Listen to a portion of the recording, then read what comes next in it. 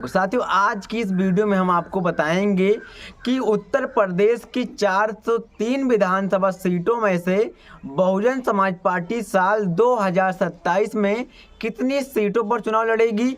और यहां आपको यह भी बताएंगे कि बहुजन समाज पार्टी क्या मायावती जी दोबारा 2007 की तरह 2027 में मुख्यमंत्री बन पाएंगी, और अगर बन पाएंगी तो कैसे, किन वजहों से बन पाएंगी, वो सब आपके बीच रखेंगे। तो आपसे रिक्वेस्ट मात्र इतनी सी रहेगी, चैनल पे पहली बार हैं तो सब्सक्राइब जरूर करना, वीडियो को लाइक कमेंट में प्रतिक्रिया भी जरूर देना। साथियों, सभी साथियों क्रांतिकारी जय भीम नमो बुद्धाय। साथियों, मैं हूं अखिलेश कुमार और आप देख रहे हैं एकेज मीडिया। साथियों, यहां अगर आपको सबसे पहले बताएं तो बहुजन समाज पार्टी की सुप्रीमो बहन कुमारी मायावती यहां पर 403 विधानसभा सीटों में से पूरे 403 विधानसभा सीटों पर चुनाव लड़ेंगी। और वहीं साथियों, अगर आपको यहां पर अब बताएं कि बहुजन समाज पार्टी की सुप्रीमो बहन कुमारी मायावती दोबारा 2007 की तरह 2027 में कैसे मुख्यमंत्री बनेंगी और क्यों बनेंगी, वो सब आपके बीच रखेंगे। तो यहाँ पर सबसे पहले अगर आपके बीच रखें तो यहाँ पर साथियों, मायावती के 2027 में उत्तर प्रदेश की मुख्यमंत्री बनने की संभावना और उसकी राह में आने वाली चुनौती को समझने के लिए हमें कई पहलुओं पर गौर करना होगा।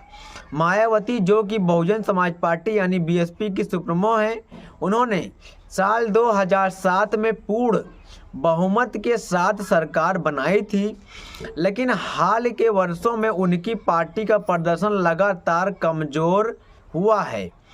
आइए इस सवाल का विश्लेषण करें और क्या वह 2027 में फिर से मुख्यमंत्री बन सकती हैं, और यदि हाँ तो कैसे बन सकती हैं, उस पर अब चर्चा करते हैं। साथियों, मायावती के पक्ष में तर्क हैं ऐतिहासिक सफलता और अनुभव। मायावती ने उत्तर प्रदेश में 4 बार मुख्यमंत्री के रूप में कार्य किया। साथियों, साल 1995 और साल 1997, साल 2002, साल 2003 और 2007 से लेकर 2012 तक, यानी कि 2007 में उनकी जीत खास थी क्योंकि बसपा ने अकेले दम पर पूर्ण बहुमत की हासिल किया था। यह जीत उनके सामाजिक इंजीनियरिंग की रणनीति का नतीजा था, जिसमें उन्होंने दलित, ओबीसी और मुस्लिम वोटरों को एकजुट किया था। इस अनुभव का फायदा उन्हें 2027 में मिल सकता है, और अगर मिल सकता है तो वह कैसे मिल सकता है, इस पर भी आपको चर्चा करेंगे। तो यहाँ पर साथियों, अगर आपको बताएं तो यहाँ पर साथियों एकजुट किया और इसका फ़ायदा उन्हें साल 2027 में मिल सकता है, वह उसी रणनीति को दोहरा सके। हाल के संगठनात्मक बदलाव। मायावती ने 2025 में अपनी पार्टी में बड़े फेरबदल किए हैं। उन्होंने अपने भतीजे आकाश आनंद को सभी पदों से हटा दिया और अपने भाई आनंद कुमार व रामजी गौतम जैसे अनुभवी नेताओं को अहम जिम्मेदारी सौंपी।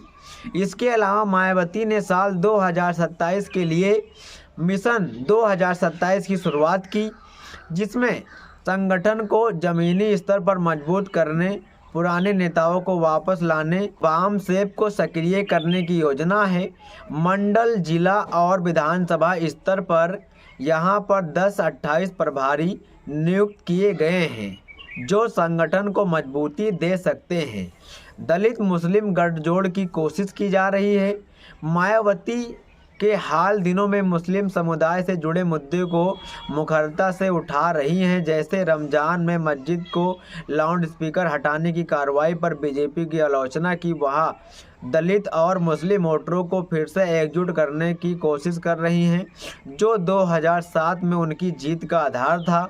अगर यह रणनीति कामयाब होती तो वह एक मजबूत वोट बैंक बना सकती। यहाँ पर लिखा है बीजेपी और सपा के खिलाफ असंतोष का फायदा। अगर बीजेपी और समाजवादी पार्टी एसपी के खिलाफ जनता असंतोष बढ़ता, जैसे महंगाई, बेरोजगारी, सामाजिक मुद्दा को लेकर तो मायावती इसे अपने पक्ष में भून सकती हैं। कुछ लोग मानते हैं कि मायावती के शासन में विकास और सुरक्षा बेहतर थी और यह भावना उनके पक्ष में जा सकती है। जन्मदिन पर मिशन 2027 की घोषणा कर दी थी। 15 जनवरी 2025 को अपने जन्मदिन पर मायावती ने मिशन 2027 की शुरुआत की, जिसमें पार्टी कार्यकर्ता को ग्रामीण और शहरी क्षेत्रों में लोगों को संपर्क करने और उनकी समस्याओं को सुनने का निर्देश दिया था। यह कदम उनकी सक्रियता और चुनावी तैयारी को दर्शाता है। मायावती के सामने जो चुनौतियां हैं वो अगर आपके बीच रखें तो यहाँ पर साथियों घटता वोट शेयर और कमज़ोर प्रदर्शन। हाल के चुनाव में बीएसपी प्रदर्शन बेहद खराब रहा है। साल 2022 के यूपी विधानसभा चुनाव में सिर्फ एक सीट मिली और 2024 के लोकसभा चुनाव में खाता तक नहीं खुला। और आगे लिखा है उसका वोट शेयर यहाँ पर 9.29 तक सिमट कर रह गया है, जो पार्टी के इतिहास में सबसे खराब प्रदर्शन है। दलित वोटरों का एक बड़ा हिस्सा खासकर जाटों चंद्रशेखर आज़ाद रावण की ओर शिफ्ट हो रहा है और बीजेपी भी दलित वोटरों को अपनी ओर खींचने में सफल रही है। पार्टी की प्रासंगिकता में कमी। मायावती और बीएसपी की प्रासंगिकता उत्तर प्रदेश की राजनीति में कम होती जा रही है। साल 2012 के बाद पार्टी सत्ता में से बाहर है और उसका संगठन कमज़ोर पड़ गया है। कई वरिष्ठ नेता छोड़ चुके हैं और युवा नेतृत्व को बढ़ावा देने में मायावती नाकाम रही हैं। उत्तराधिकारी की अनिश्चितता। मायावती ने पहले अपने भतीजे आकाशानंद को उत्तराधिकारी घोषित किया, लेकिन 2024 में उनके विवादित बयान पर उन्हें हटा दिया और 2025 में उन्हें सारी जिम्मेदारियों से वही पार्टी से भी हटा दिया गया। इसे पार्टी नेतृत्व का संकट गहरा गया है, जो कार्यकर्ता के मनोबल को प्रभावित कर सकता है। बीजेपी और सपा की मजबूत स्थिति। वर्तमान में बीजेपी योगी आदित्यनाथ के नेतृत्व में उत्तर प्रदेश में मजबूत स्थिति में अपने हिंदुत्व और संगठनात्मक दम पर पकड़ बनाई। दूसरों और समाजवादी पार्टी अखिलेश यादव के नेतृत्व में ओबीसी और मुस्लिम वोटरों पर अपनी पकड़ बना रखी है। इन दोनों दलों के सामने बीएसपी को अपनी जमीन वापस पाना एक बड़ी चुनौती है। आयु और स्वास्थ्य संबंधित चिंताएं। मायावती की उम्र 2025 में 69 साल हो चुकी है और 2027 तक वह 71 साल की हो जाएंगी। हालांकि उन्होंने कहा कि वह आखिरी सांस तक राजनीति में सक्रिय रहेंगी, लेकिन उनकी उम्र और स्वास्थ्य को लेकर कुछ लोग सवाल उठा सकते हैं। ईवीएम पर अविश्वास और उपचुनाव से दूरी बना लिए बहन जी ने। मायावती ने हाल ही में उपचुनाव नतीजे पर ईवीएम पर सवाल उठाया, कहा कि उनकी पार्टी अब उपचुनाव नहीं लड़ेगी क्योंकि उन्हें लगता है कि ईवीएम के जरिए फर्जी वोटिंग हो रही है। यह रुख उनकी चुनावी रणनीति को प्रभावित कर सकता है और कार्यकर्ताओं का उत्साह कम कर सकता है। कैसे बन सकती हैं मायावती जी दोबारा मुख्यमंत्री, अब उस पर चर्चा करते हैं।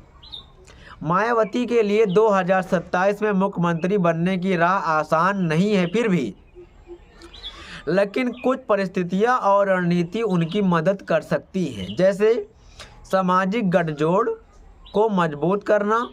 मायावती को 2007 की तरह दलित ओबीसी मुस्लिम वोटरों को मजबूत गठजोड़ बनाना होगा।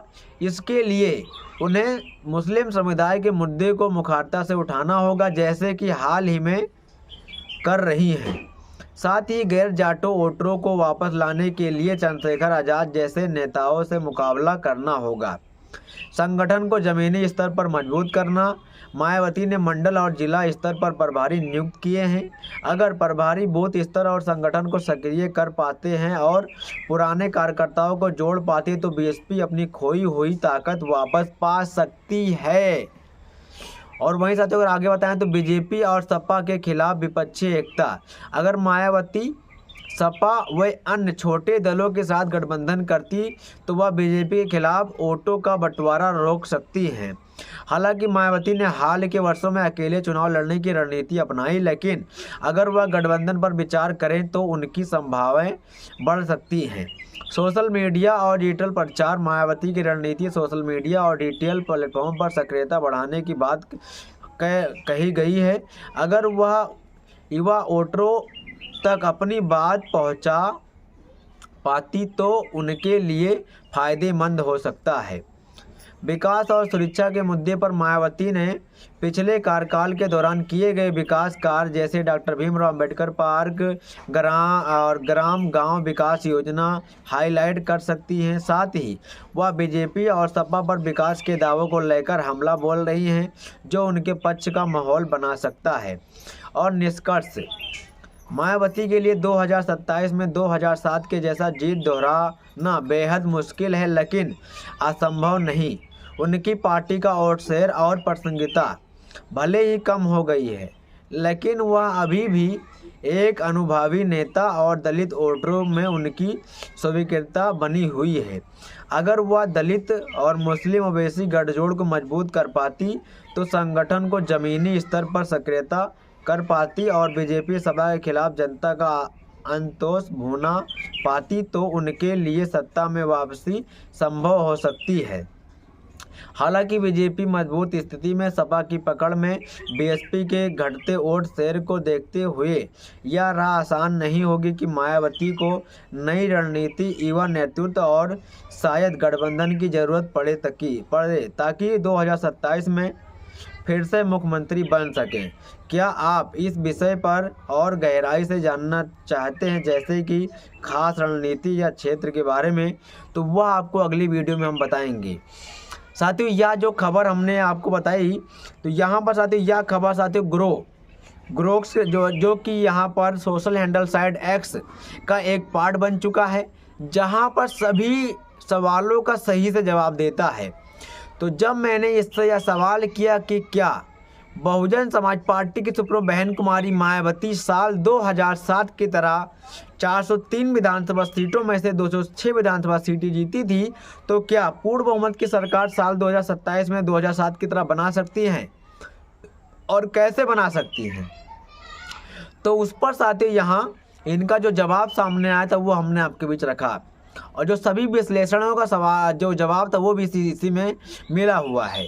इस पर आपकी क्या प्रतिक्रिया है, क्या राय, जरूर देना। सभी साथियों क्रांतिकारी जय भीम नमो बुद्धाय।